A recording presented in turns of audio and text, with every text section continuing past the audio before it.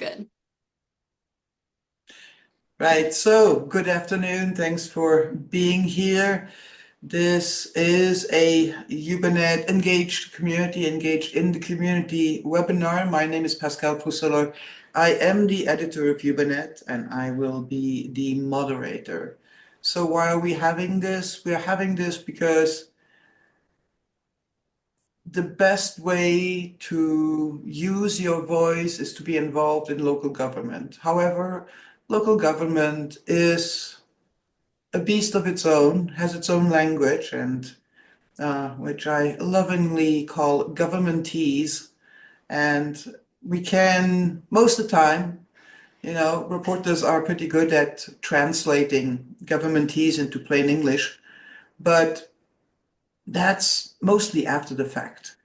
And for people who want to get involved in local government or who have something to say, it's not always easy. So we invited Hardy Bullock, who is the District 5 supervisor for Nevada County and the current chair of the Board of Supervisors, and Taylor Wolfe, who is the Nevada County Public Information Officer. She is the one that, when something happens, she is going to be the one that gets the text from me saying, "What's going on?" So thanks to the two of you and your matching outfits for being here. And so who wants to kick off and tell us how the hell can anybody participate in a Board of Soups meeting and even find out what's on the agenda, etc. So over to you guys. Okay. Yeah, thanks for the intro. I'll let Taylor kind of discuss and describe all the details about how to find the technical information, how to log into the web, and all these different pieces. I'll probably just discuss a little bit about how important it is for civic engagement. And Pascal, you touched on this. I think we all learned through COVID that there's significant demand on local government for transparency and really trying to understand the topics that the board and other small government was dealing with. One of the challenges with government inherent in the process is that it can be quite complex, and the regulatory framework around lawmaking and building ordinances and also doing community building work can be pretty complicated, and the timeframes are really long. So people come to the meeting and they want to get information. A lot of times we're discussing and describing things that may happen in the future, or maybe handling expenditures or things that may have happened in the past. So it can be quite confusing. And I think you touched on this, really the language of government and how do you get people involved. From my perspective as an elected official, slightly different than the staff's perspective. So I think from the elected point of view, we're always striving to understand and synthesize information from our constituents because we represent the people in the audience. So when you come to a board meeting, although we're up on the dais, we really work for the people in the audience. And so trying to understand and convey that in a way that's respectful and still making use of the time we have together with public dialogue is really important. There's a decorum and the Robert's Rules of Order, kind of the governing structure for that, which kind of describes how we talk to each other and then how we interact with staff. But the Brown Act is also something we'll talk a little bit more about, meaning that I can't talk to my fellow colleagues on the board in advance of an open public discussion. It's part of the Sunshine Law. It was enacted in California. It's really a pretty good law that protects people and lets us all understand that those discussions are part of the public purview and we should have them in public. So, I'm excited for this webinar, and I'll turn it over to Taylor to kind of give us some specific information on how to interact. I will mention that despite any of the information you're going to receive today, that you can always reach out directly to your elected officials. Sometimes people may not totally understand that when you call us or you email us, and that goes for myself or town council members or assembly or Senate members, really we have an obligation to put you first and work for you and take your concerns and your cares to the front of the stack of work that we're doing. So I take pride in that. I know my colleagues do as well. So feel free to always reach out directly to us and we can connect the dots as well. With that, we'll turn it over to Taylor and she'll give us the real info. All right, thanks, Supervisor. I'm going to share my screen and share a few slides with you folks that are here. Pascal, can you see this okay?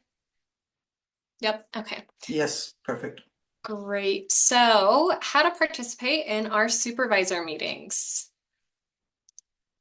So, thought I'd start out with a few important details. Just when are the meetings? They are the second and fourth Tuesday of the month. They are typically at 9 a.m.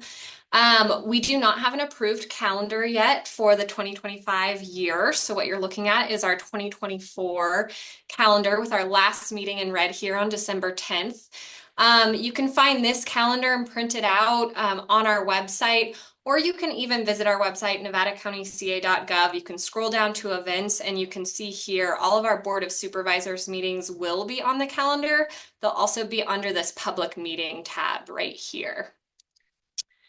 And then how can I watch? So since our meetings are typically, during people's work days and start at 9 a.m., a lot of times we get feedback that people want to watch maybe outside their work hours, they want to watch later, or tune in elsewhere. And we do have several ways that you can do so online. So again, on our website, you can go straight to nevadacountyca.gov/board meetings, and there's a tool, we call it internally called Granicus, where you can watch the current meeting live.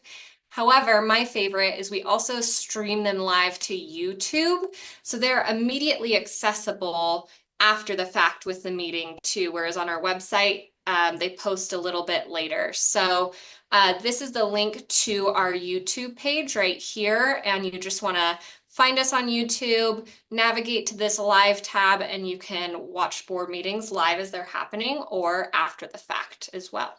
And the quality is better on YouTube than on Granicus. So especially these days, I have to say, I'm not in the board chamber. I will be watching on YouTube just because the quality. Yes, I agreed, Pascal. The other pro tip I'll say if you are tuning in on either channel is the live stream does start a little bit early before we start the meeting. So you will have to skip through some of our PSA videos initially to get to the start of the meeting. So just know that if you're going on and tuning in, not right at the start of the meeting, which is typically 9 a.m. And then, of course, you can join us in person. We hold our meetings typically at the board chambers in our government center. That's at 950 Maidu Avenue in Nevada City. But we do have a couple of meetings each year that we will hold up in East County at the Truckee Town Council chambers, and that is located at 10183 Truckee Airport Road. And then how do I find agendas? So again, you can go to our website to our board meetings, or the title is called Meeting Information and Video Streaming page. You can find them online, or you can find them posted on bulletin boards. We have 3 different places here at the Eric Rude Government Center. They post right outside our board chambers in the main lobby outside the main entrance. So even if you're coming after hours and our building's closed, you can still take a look from the outside. And then also in a bulletin board upstairs outside our board office. We also have a couple locations up in Truckee at their administrative center, and Supervisor Bullock has an office up there. So it's also posted outside the District 5 board office in Truckee. And I think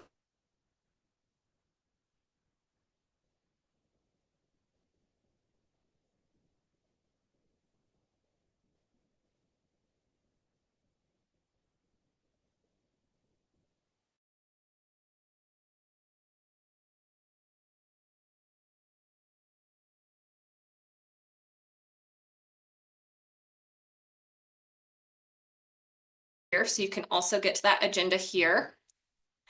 We have this Board of Supervisors section, which lists our 5 representatives. You can find it both under meetings and videos and agendas and minutes right here. And then, of course, we have the events right here, which will also get you to this meeting information and video streaming page. Once the agenda is posted, you'll see it on upcoming events, or you can use this tool to search or do it by year and date and find past agendas, past videos. Again, YouTube is recommended, and summaries of the meetings as well. So flipping back. How can I get notified about a new agenda? So we have several ways that you can do this as well. You can just get the notifications on Board of Supervisors meetings by going to our website. There's a subscribe button that you'll see consistently across all the pages on our website. You can see it highlighted in yellow right there. That takes you to the subscribe for updates page. We have a Board of Supervisors agendas link right here, and you can subscribe. And as soon as that agenda gets pushed out, you will receive it to your inbox. Another way to get it, and we do a really nice little summary wrap up with different links for you to easily provide e-comment or email comments in, is to subscribe to our weekly Thursday newsletter. Again, that's on this subscribe page, or you can go directly to /Nevada County News. And a reminder that because our meetings are the second and fourth Tuesday of each month, new agendas are posted the Thursday before each meeting. So whether you're subscribing directly just for board agendas or for our newsletter, it's fresh off the presses, so to speak, that agenda news that you're getting to your inbox. So those are two great ways. And tips to read the agenda. Happy to look at this a little bit more closely if it's helpful for everyone. But when you're looking at our agenda document, whether it's physically or posted online, they'll all include this time, date, and location up here. So if we do have a meeting that doesn't start right at 9, and it will note it, it's kind of covered right here, or a location in Truckee. It'll have a schedule of items. So you'll see all the items in here, and really important, I wanted to highlight this link to more information. So if you see an item that you're interested in and you want to learn more, go ahead and click on this blue link and you can read staff reports. Also at the bottom, it has how to watch, how to comment, and how to participate, which we'll go more in depth about in just a second. Hey, Taylor. Yeah, I was wondering, could I just mention something on the consent calendar really quick? please do. So the consent calendar is interesting. You'll see it could be as low as 25 items. Might be as high as 70 in contract season. So the consent calendar is really designed to include items that have already come before the board, are already part of a pre-existing track of funding, or another objective item or another decision item that the board's already taken action on. So they're not necessarily, you'll see some really big items in there, particularly contract modifications. So you'll see a contract where it says the contract for $1 million is being modified to increase to the amount of 1.4 million. And it doesn't mean that we're just summarily taking action on items that we don't understand through the consent calendar. The consent calendar is really a spot where we expect there to be little, if any, board discussion or dialogue, and little, if any, to questions from the public or other staff members related to those items. So the consent calendar is something to watch because it does have a lot of content in there, likely almost more than the regular meeting itself. But most of those things have been discussed, described, and action taken by the board at a different time. Yeah, thank you, Hardy. And definitely maybe to add a little bit on that too. So presentation items or department head items are often what you'll see that we do press releases on, or if maybe more of interest to the public, or maybe our reporting media partners are writing stories on as well. And then we also have public hearings too, which have another layer of public engagement as well. Usually to do with ordinances or changes like that. All right, so commenting on agenda items, so really digging into how you can participate. So there's ways to do so before and after the meeting. We have an e-comment tool, again, at our board meetings page. Also putting another plug in for our Thursday newsletter in that summary. This is a screenshot of it right here. Every week when we push that out and there's a board meeting agenda, this link goes straight to that e-comments tool. So we try to keep it pretty easy for you there. You can also email us at BOS, stands for Board of Supervisors, public comment at nevadacountyca.gov, or you can snail mail it to us at the Board of Supervisors, Suite 200 at our address, 950 Maidu Avenue, Nevada City. During the meeting, you can actually call in. So if you're not able to be there in person, but want to comment in a more live way, you can call in at 530-270-3474. and be placed in a call-in queue. And you'll see the board chair, as Hardy is, he'll flip back and forth between in-person public comments and seeing if we have people in the queue for call-in comments as well, so you can make your public comment during the meeting that way. And then the when and what. So this is where it becomes a little bit more nuanced, and I'll lean into jump in, Supervisor Bullock, if you have anything to add. But when you're making public comment on agenda items, they must be relevant to the item you're speaking towards on the agenda, and they must happen when that item is scheduled on the agenda as well. So it gets a little bit nuanced versus items that aren't on the agenda, which we'll cover next. So, and let me just jump in there. A lot of times, items on the agenda could be used as a, say, jump-off point to get into something that's not necessarily on the agenda. And the reason why comment for an item on the agenda is pretty confined, because actually the Brown Act and transparency prohibits supervisors to make changes to an item that has been, an agenda item that has been posted, a decision that's like, for example, to take Hardy's points, like, oh yeah, we're going to increase, we have a new contract, this contract is going to be for $1 million, and somebody in public comment says, oh yeah, but wouldn't it be great if you added this to too? It doesn't mean that the supervisors can then say, oh yes, let's make this contract for 1.2 million. They can do it at a later meeting, but then it has to be re-agendized. So that is also one of the things where people, when you comment on it, you may get what you want, but you won't get it right away.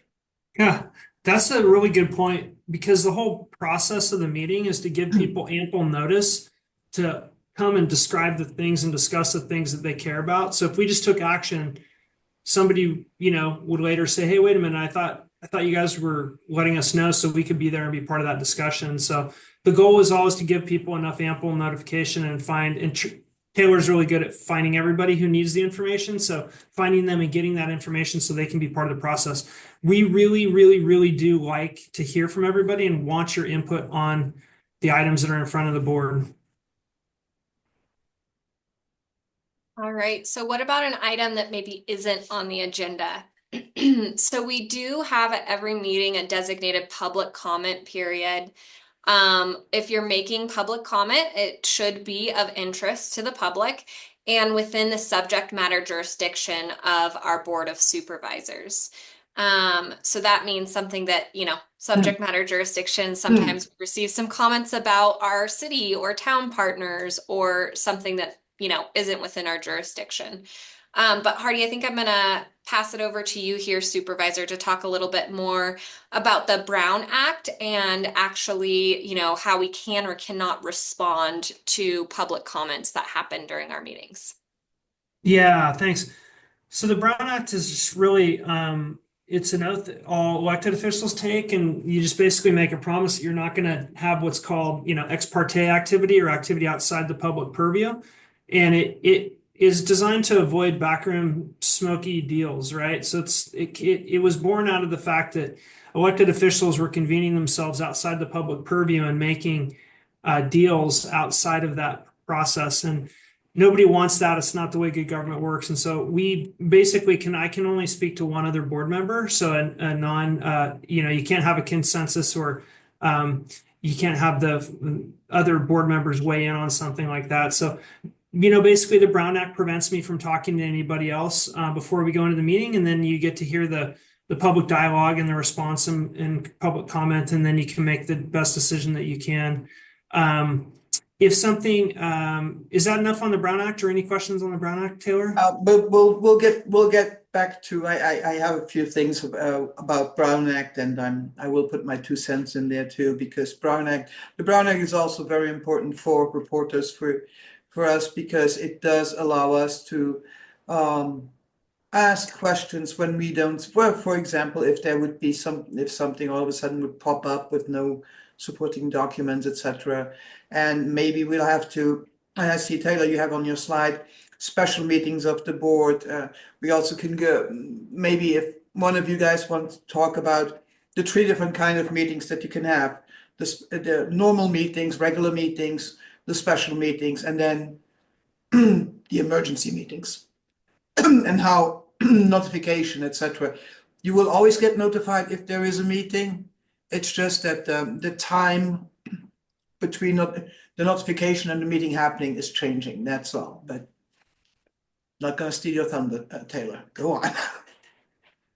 Yeah, so our regular meetings are again the second and fourth Tuesday of every month.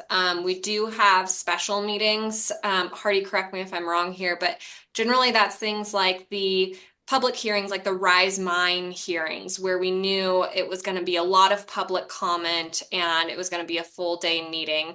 Emergency meetings, are time tied and urgent for whatever reason. Maybe we need to do an emergency proclamation for a fire that happened, or we've done them for, I believe, winter storms too, if I'm recalling correctly.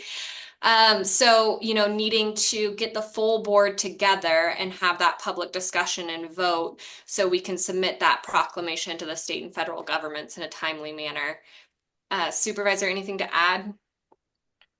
No, that's it. Yep, yep. The regular meetings are essentially, and special meetings include the budget hearings. Yeah, so anything that's hearing related is usually under that special. Yeah, and then I think I've only had one emergency meeting. It was during one of the Snowmageddons. So far, let's hope we don't have more. Okay, We'll talk in 2 weeks. Yeah. All right, if we're ready, I think we're ready to pause and move into questions for a second. So I'll stop sharing my screen and. So for people that are live with us here, if you have a question, please use the Q&A function and ask your questions. Meanwhile, I got quite a few questions about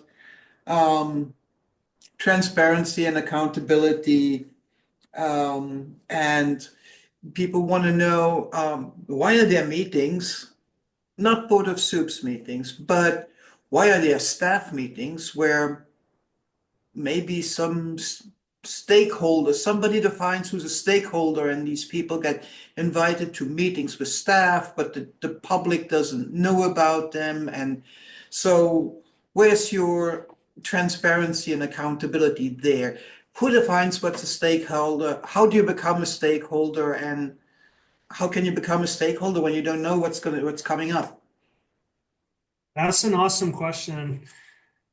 I think it would take a long time if I started at the beginning, but it's for me, I mean, we talked a lot about this, particularly in the recent couple of years. The representative democratic process, really, you're hiring somebody to represent you in those meetings. That person that you're hiring is me or one of my colleagues, right? So when you have a public meeting and 20 people stand inside the public meeting and say, we want this, we want A, everybody wants A. My answer to that is, I hear you loud and clear, but there's also another 99,000 people that are not in this room that hired us to represent you in this process. So we're making a representative democracy decision based on our feeling of understanding our constituents and our community. The piece about the internal process or the sausage making behind policy and community building work is highly nuanced. And so I would argue that when senior staff convenes a meeting with stakeholders, those are the people that are directly relevant to a topic. They either have a personal or business or community committed interest in that topic. They're productive. Let me say that one more time. They're productive. They come to the meeting and they're solution oriented. If you come to a meeting and you think that you want to point out all the problems, that's the easiest part. We already know all the problems. We have that summarized for us daily. Every day I get people that call me up and say, hey, we got a big problem, Hardy. This is like a really big problem. I go, I get it. There's a bunch of other problems we're working on too. So I think one of the keys for me in defining a stakeholder that would be invited inside a meeting to get work done on a policy initiative or community building is they're productive, right? They have integrity. They're going to do what they say. They're going to listen with an open mind and an open heart so we can get something done together. We don't need to get into a room and have another argument. That's not part of the process. My feeling is with our staff and the senior staff that we have at the county is they listen very well. They're very respectful, they have integrity, and they want to see things change. It's in their best interest, and they benefit from the changes that they bring forward in a positive way to support the board in making a good decision. So that's my answer, if I answered it correctly. I mean, those staff meetings that happen, and those range from, meeting with nonprofit community members, people interested in economic development, other multi-jurisdictions like special districts, fire departments, CAL FIRE, Forest Service, law enforcement officials. I mean, all of these people come together to make our community productive. And our senior staff is doing exactly what they're supposed to do. They're getting in those discussions and having those meetings and bringing forward all of that information to the board, because we have to take all of that information and make it into a policy, either a policy directive or some sort of like community building objective. And so those meetings are a key piece of the way that we do that. So how about if, let's say there's a group or even individuals who feel very strongly about something that it could be within the purview of the Board of Supervisors, how do they become a stakeholder?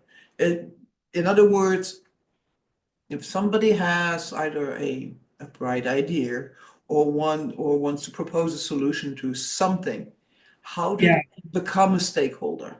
Yes, I'll tell you how I've done it, just my experience. I'll give you two groups. One of them is a group that wants to build something. One group is mad about something. So the group that wanted to build something was the Friends of the Truckee-Taw Library. They called me before I even got elected, and they said, we want to do A, B, and C. And I talked to them for 6 months and decided, that's a great idea. Let's build a library. Let's do that. And they have a coalition, a group of community members all band together. And what I do is they come to me and they talk to me, and I've socialized that with my colleagues. I take it to board meetings, I take it to senior staff, and I talk to other people in the community about building a library. That's how that works on the positive side. I've had another group of people related to Hurstdale and some of the bridge and overcrossing areas that are really upset about the way things are going. So they become a stakeholder by making complaints and comments to me as a supervisor. And then again, I take that to senior staff and I say, hey, I go talk to Trish Tillotson at CDA. What can we do about the bridge crossing? What about the engineering? What about recreational access? I go talk to Shabati, previously Erica at Recreation, and say, hey, how can we integrate some of these complaints and comments so they become a stakeholder in that process? I hold community forums and outreach groups with people that are upset about different areas.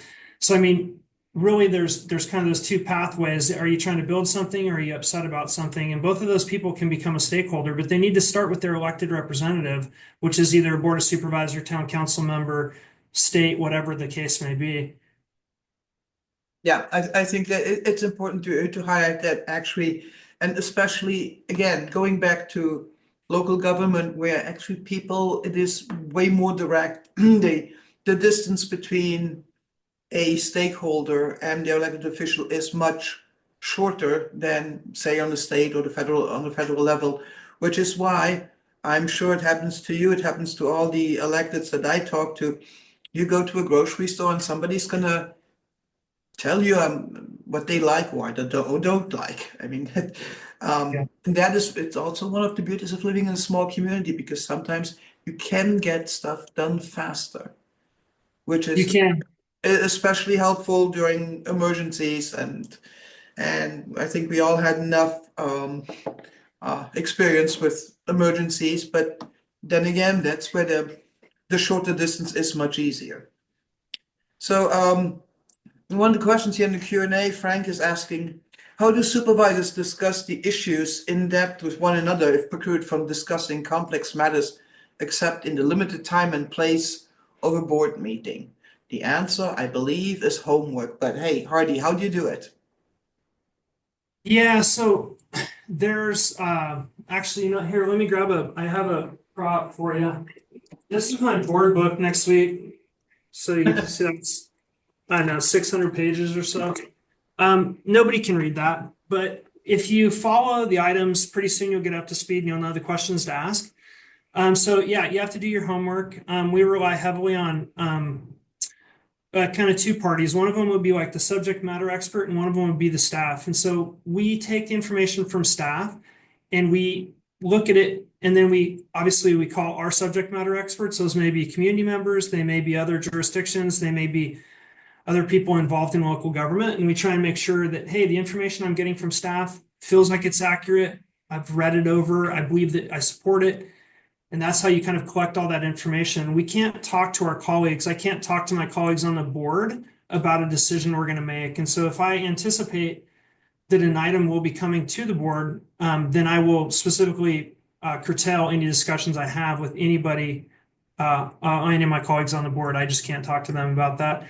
And we will talk to staff, and staff can talk to all the boards. So staff can kind of give us the same information.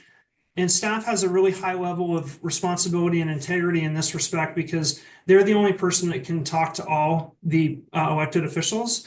So they. But if I may, so you say that staff can talk to all the elected. So are you using them as carrier pigeons? Well, so that's what I was going to say. I think the integrity associated with those positions that deal directly, which is in our organization, is the department heads and the CEO's office. They can talk to all of the elected officials. They give the everybody the same information, right? So we get the same information equally while describing those things from our staff. And so, like, we have a chief of staff, Jeff Thorsby. When he sends information out, it is to the Board of Supervisors. We all get the same information. So we have the same information. We're dealing with the same information. Now, if I'm a board member and I really care about something, I'm going to ask a bunch of questions. I'm going to go find all the people I need to talk to. I'm going to go talk to the department head and the CEO and the chief of staff and the fire department. I'm going to talk to everybody I want to and anybody I want to about trying to get all the information I can. But I can't talk to my other colleagues on the board. And let's not forget that it's not like one of you can actually make a decision to adopt something. It's always the majority. So in this case, you need 3 and sometimes 4 votes, depending on if it's budget. That's also something that people should know that, yeah, go reach out to your supervisor if you have an issue or you see something on the agenda where you really feel strongly. You can offer up your expertise or your opinion. I mean, you can email anytime and to see. So because sometimes, I mean, again, small community, a lot of people know each other, but there's always new people coming in or people who have experience or expertise on a subject matter that, hey, that can come in handy. And this next question here in the Q&A from Preston, that actually is going to lead us into the second phase of our chat. So Preston is asking, how integrated is the county with the local social purpose and civil society organizations to understand who's working on what, where, and the social impacts they're attempting to create? Are there any meetings or is there a tracking mechanism in place to accommodate or facilitate this process? And I think that would be an answer that probably Taylor could talk a lot about, because isn't that part of your job too? Yeah, definitely. So, yeah, we really get feedback from folks in all sorts of ways. Our supervisors are a really big part of that. Supervisor Bullock was talking about earlier how much constituent feedback he gets on a day-to-day basis. We push out a lot of information, but we participate in a lot of two-way information channels too, like social media. We also have committees and commissions that advise the board on issues. We do a lot of community outreach as well, showing up at events or different HOA meetings at times. In particular, our wildfire is a really big issue for our community. So our Office of Emergency Services does a lot of work and outreach with FireWise communities or different community groups around how we can become more fire safe as a whole. So really looking at how do we get more of that holistic feedback from a variety of different channels. Pascal, were you thinking I should highlight some of those committees and commissions right now? Talk to us a little bit about the committees and commissions, because again, this county has an enormous amount of people that are experts, maybe retired, maybe not, but that live here and maybe they have a little bit of more time than people who still work their normal hours. And so these committees and commissions, tell us what you have, how can one get involved, and where can we find those? Yeah, so I had a nice little Mhm. slide to share on this in advance. So we Hmm. have 38 total committees and commissions. So there is no shortage of opportunities on a variety of different issues to get involved in this way. You can see all the different committees and commissions that we have and the vacancies on our website. So you'll see it's our website/commissions. We'll get you directly there. And just a few highlighted that have vacancies right now. The Adult and Family Services Commissions, in particular, they have 2 grant programs that they advise the board on funding every year, and they fund some really cool projects that go out to local nonprofits or businesses that are helping people in the community.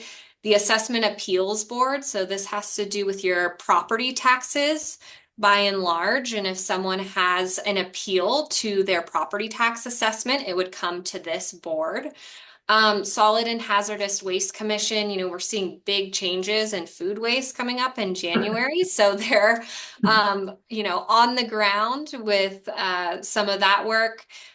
Big topics like mental health. We have a mental health advisory board, or even some of those more community-oriented groups like our Penn Valley Municipal Advisory Council. We're government. We like acronyms, so we call them MAX. We also have one for South County, which is District 2. And this group really advises their district supervisor on different community issues or projects or things coming up in the community. All of these that I just listed, these 5, have current vacancies or openings that people could apply for. But again, we have 38 total, so there's no shortage of opportunity. I think I'll pause there and hand it over to Supervisor Bullock. Yeah, yeah, you said it. Those are awesome ways to grab on and become civically engaged. I think the Planning Commission is another. That's probably the highest level version of what you have here. But if you have something that you're interested in, we have a committee or a commission for you to jump onto. And I'm always one, and I'm outspoken in this respect, and I don't want to insult anybody, but I really poke at people who come and bring problems forward without being able to be willing to help solve them. So if somebody has a problem, I'm always like, yeah, you're part of our team now. You're going to help us solve this. And so I really live by that motto myself, and I hope other people do. So please get involved. We love your insight and your input. If you're probably an expert at something, grab on. And I believe that you guys also come up with new commissions. I mean, latest example that comes to mind is the Youth Commission. And that was really something, that was great to see that finally Nevada County has a youth commission. Because, I mean, especially for people like me with the gray hair, there's going to be, there has to be the next and the generation after that, because we may have screwed up the planet for them, but they still live here. So getting them involved is probably a good thing. And so that is any new commissions that you guys are planning on. I mean, maybe, yeah, go ahead. Yeah, I mean, you hit it. There's stuff that comes up all the time. I mean, we talk about there's been special commissions that have been tilted up and solved certain problems on OES and fire resiliency. Cannabis is a great example of that. Kind of comes up and then you solve and make some regulatory process and then it goes away. But yeah, and Youth Commission, I just have to credit Allison so much for bringing that forward. And that was really her idea, and her she was a piece of that that she'd grown up with, and she brought it here, and it's just absolutely outstanding. I'm so inspired when I meet with that group, and I try and meet with them as much as I can, because every time I leave, I'm like, okay, everything's going to be fine. Climate change, whatever you're dealing with, government, it's all going to be great because these kids are working so hard on it. Cool. And of course, in the questions, there's always here we have a concrete example from Randall. Why is it so difficult to get the soups to reconsider what was described as pilot changes in the outdoor event ordinance? Changes that former District 5 supervisor noted at the time essentially removed limits. And Randall is a little frustrated because he addressed it numerous times at the time in public comment, but he could never get any traction on this vital issue. And since we are live in a small community, I know exactly where Randall lives and what he is referring to. So there were, I believe there was an ad hoc commission for originally for when the events ordinance first came into being, and that goes back, close to 10 years or so. Do you ever reopen commissions, ad hoc committees, etc., for when there's a substantial number of changes requested by the public? Yeah, we do. And we also revisit ordinances, the tiny homes on wheels. Unfortunately, I derailed that with my absence, but we're coming to bring that back. Yes, we do. We some of those repetitive topics. The reason they come back is because they're hard. They're difficult because not everybody agrees, and the reason they don't change quickly is because there's equal voices on both sides of the issue. And so a lot of times people say, "I've told you over and over, like we need to do this." And I'm like, I'm glad you have, because there's a whole other group of people over here that have told me to do it exactly 100% the opposite of the way you're describing it. That's what makes government glacially slow, is every single person has a voice, right? And so that's why we move so slowly. And it's a great piece of democracy. It's also really frustrating for many of us. But I know that the noise ordinance is something we've talked a lot about, related to kind of that special use permit and events permit concept. Also, the other piece I'll mention is that if you look at the number of items brought before the board, every year we have a summary that's published and it says the Board of Supervisors considered this number of items and blah, blah, blah, blah, blah. It's got all the stats. It's like 3,000. We discuss and describe like 3,000 different issues at the top, different topic areas that the county's wrestling with. So it is a matter of priority. It's a matter of, what we want to focus, and is it related directly to our board objectives? That's the other piece. So a lot of times we've had objectives come on and then go away, but we really try and stay focused, and staff tries to stay focused on those board objectives. So if you're wondering why something's not being described or changed or modified, it hasn't risen to the level yet. Or it's one of those tougher topics that you just has multiple viewpoints that we can't quite reconcile yet. And speaking of board objectives, then you have a yearly get-together at the beginning of the year called the board workshop. It started out a while ago, and it was maybe a day, and it has grown a little bit because you guys have that's where you set the board priorities and objectives for the year. Why do you do that, and is that open to the public? Yeah, it's open to the public. We try not to spend a lot of time taking public comment. And the reason is because we are not policymaking, we are talking. So that's the only time you can actually, the Brown Act allows us to agendize topics and talk to them in more of a free forum type of process. So we don't want to have a lot of public comment. We don't want to consume the meetings with a bunch of public comment because we're not actually taking action. So we want to hear what you have to say about certain topic areas, but we really just want to talk amongst ourselves and try and figure out how we can be heard. Staff queues up information and then we respond to it. And it's about 3 days long. Now, yes, you're invited. Please come, please be a part of it, and read the information. That really sets the tone for the effective areas that we'll be focusing on for 2025. So if you care about what the board's doing, those are critical meetings to attend. And just to reemphasize it, that's the one time when you actually can talk without being constrained by the Brian, because you do not vote. There's no action. You can tell staff, oh hey, yeah, we want to hear more about this, and this is going to be. We want to hear more about it, but you will not take a vote and say, hey, we will appropriate 10 million bucks for insert whatever. And speaking of budget and money, the budget hearings, I have to say it's not a very exciting topic maybe, It can be rather dry, especially if you're not a balance sheet fanatic. But it is incredibly important. But when you have the budget hearings, it's basically already quote unquote too late for the public to say, hey, no, this, but you should not spend the money on X, you should spend the money on Y. So it is before, so that's one of the things is like people should be involved before these budget hearings, Yeah. before all that happens. And just to be clear, the budget, Nevada County, your budget runs from July 1st to June 30th. So basically you are already you're already gearing up, and especially the departments are already working on the 25-26 budget. So if you want to be involved, now would be a good time, right? Yeah, very, very true.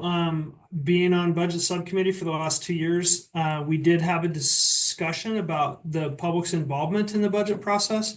And we took, and I'm speaking from memory, so don't hold me exact, but we made the decision to publish the draft budget piece earlier so that people would have longer to review it before I went into the budget hearings. That was one change we made. And I would encourage anybody who's interested in that to contact your supervisor and let them know how you feel about fiscal priorities for the board. A great example. So this is published every year after the budget. So go get yourself one of these. It's the budget. And you can go see where we spent the money last year, and then you can figure out where you think it should go this year, and then send your supervisor an email with your ideas, and they can take those into account. The budget subcommittee lasts for 3 weeks. So for 3 weeks, you're in a windowless cubicle talking about spreadsheets. It's awesome. Hey, that's why you get paid the big bucks. And so you guys, well, the windowless cubicle, but that's generally something that's reserved for the chair and the vice chair of the board. So, but now tell me, why can't the public be a part of that? Yeah, so I'll tell you, I'm not totally sure they shouldn't be a part of that, but I can tell you the discussions that I had as chair last year, and why I chose not to include the public in those. We are digging into a granular detail so that for a good example would be we will spend the entire day just on one budget unit. So we'll do CDA, Community Development Agency, for one day. There's a lot of nuance in there. There's also information related to staffing, all kinds of pieces that to me are basically, it's a discussion among the senior staff and the chair and vice chair of the budget subcommittee. And then the information we present in that draft piece is our best idea to come forward and bring that idea forward.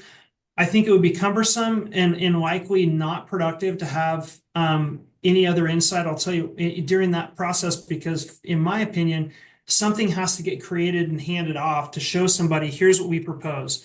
And I think really when the draft budget document comes out, that's when somebody can grab it and go, I disagree with this. I think this is wrong. Because we've gotten something to you that actually works from a fiscal and financial perspective and works through the legal perspective. So I think handing that product off to somebody and having them point to something and say, I disagree or I agree, that's really the way the democratic kind of process should work on the budget. We talked about having an interim budget. I forget what we were going to call it, but like an interim budget workshop where we would go into the board chambers and we would kind of walk people through it. I'm not opposed to that. I don't think it has any drawbacks. I think it's a lot more work for staff. But again, do you ever have those? I know we've all been here, but do you ever have you're presenting a bright idea to your buddy, and right about the time you get about a third of the way through, they go, "Hey, wait, what about this?" And you're like, "Hold on, let me finish." Wait, what about this? This is never going to work. It's like, wait, we already thought of that, and we're not done yet. We haven't gone through the motion to try and figure out what this bright idea is going to look like, or how it's going to be funded, or how it's going to be enacted. And so that's kind of the budget process too. We actually need some time to go through those steps and figure out what's viable and what's not.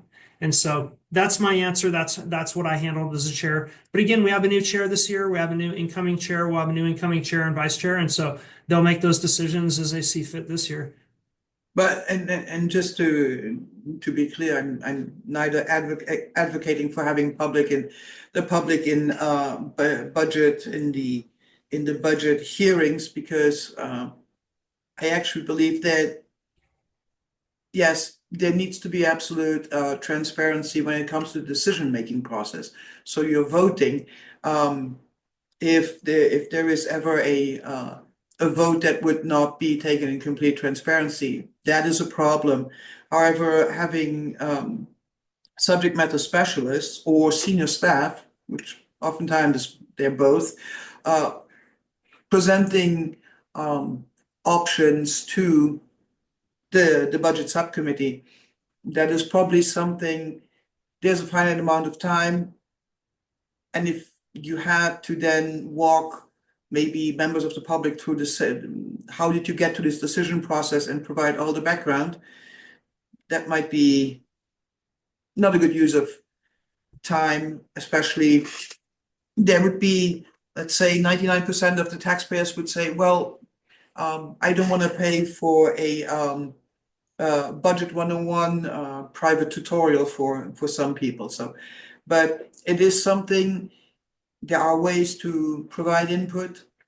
And yes, there are some meetings where the public should not be invited, be that personnel matters or sensitive matters, legal decisions, lawsuits, etc. That's why there are closed sessions. There's you get a couple emails from people saying, "Oh, the county has closed meetings." So correct me if I'm wrong. You have closed sessions during a Board of Supervisors meeting, which is generally county council either giving you an update on an ongoing lawsuit or talking to you about real estate negotiations and personnel matters, etc. Those are closed because it's really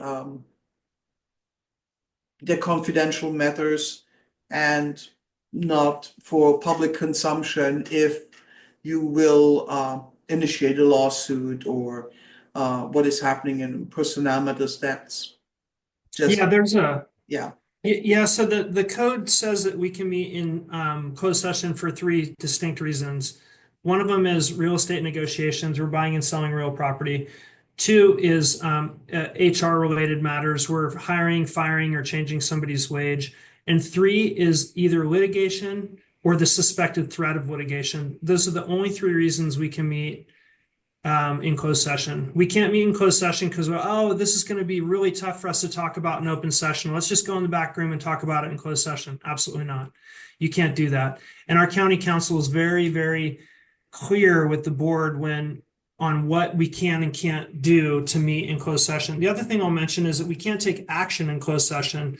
So you can do essentially a straw poll with your board members in closed session, but we come out of closed session and take action in the general public purview, right? So we can't do anything. We can't make a vote of any kind in that closed session that affects anybody. It happens outside when we come back out. And if you don't take a vote, county council comes out and says that no reportable action was taken in closed session. And that's when every reporter goes, oh. What does that mean? Yeah, no, that's exactly right. Yeah. There's one question here. Frank has a question. I'm going to answer this one.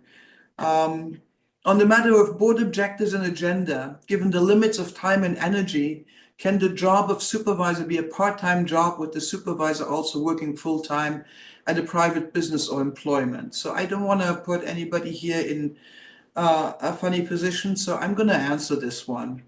Well, Frank, it all depends on how long you want to work, how long and how hard you want to work.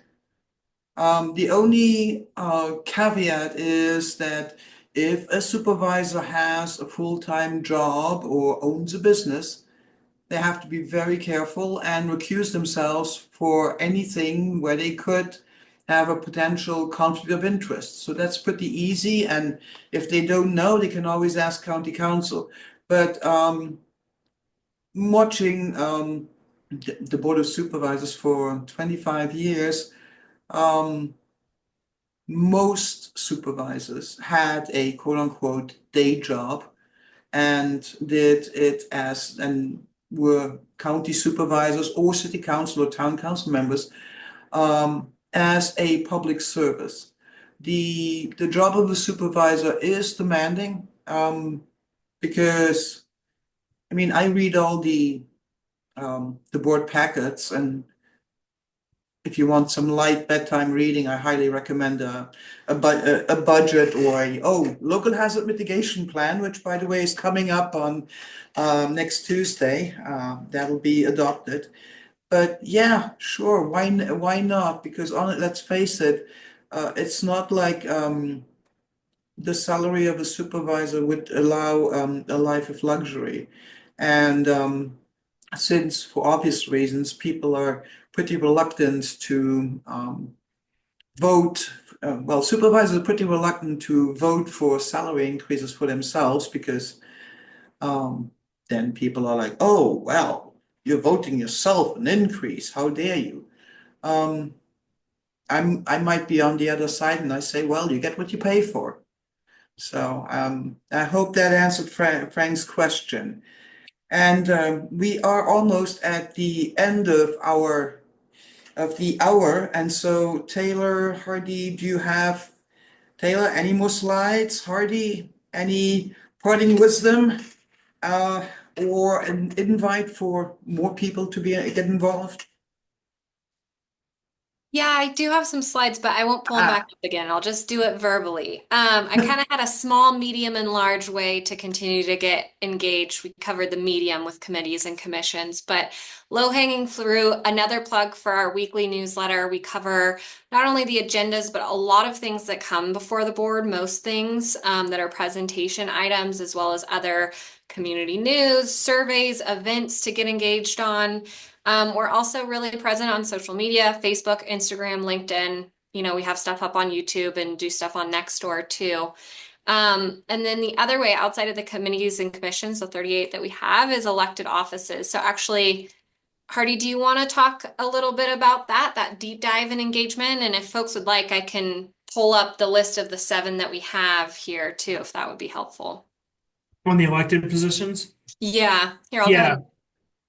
Yeah, so before we close, I just wanted to thank Pascal for putting all this on, and I'm really proud of the fact that we have local independent journalistic coverage of our board. Not all boards have it, and many places don't. And I just am so happy that you have Pascal here and her team to report out on everything we do.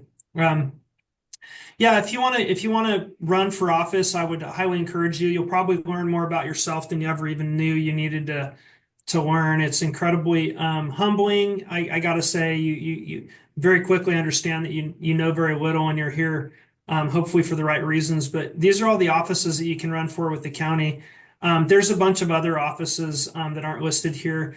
Town council, city council, all kinds of special districts around the county. So it's definitely, I would say, do not get into it lightly. That's the one thing that I have seen over and over again. If people think that running for office is something where you get your paperwork done and then you do very little when you get on the ballot, it's a real deal. You'll be working really hard and you're raising money and you're spending money and you're trying to talk to people and understand what's right and how you can help and where you fit into that whole scheme of things.